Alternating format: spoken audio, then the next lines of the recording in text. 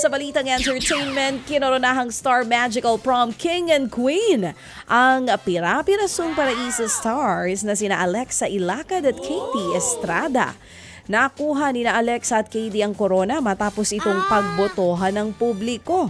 Kitang-kita naman ang saya ng dalawa na first time daw na dumalo sa prom.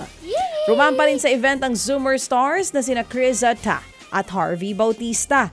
Kinilig din ang marami dahil magkasamang umattend ng prom ang Can't Buy Me Love Stars na sina Maris Racal at Anthony Jennings. Ganon din yung bida ng Can't Buy Me Love. Diba? Nandyan din si Don Bell. Oo, Donnie. At saka si Bell. Oo. O, di ba? Nakakakilig naman talaga itong si Maris at si Anthony. Samantala mga kapatid, trending din trending po sina Donnie Pangilinan at Bel Mariano dahil nga po sa kanilang pagdalo sa Star Magical Prom kagabi.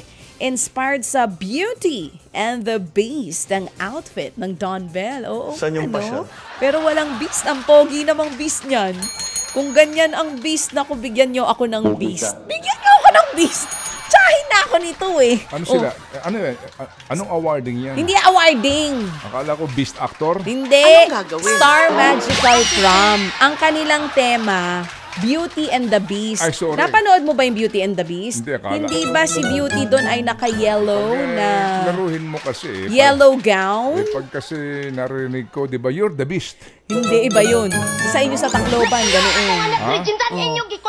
Eto nga mga kapatid, nakasuot po ng dilaw na gown na may crystal si Belle habang si Donnie, Prince Charming ang peg sa kanya pong outfit. Ay, K-pop din yan. K-popogi? Ayan, alam ko na eh. K-popogi.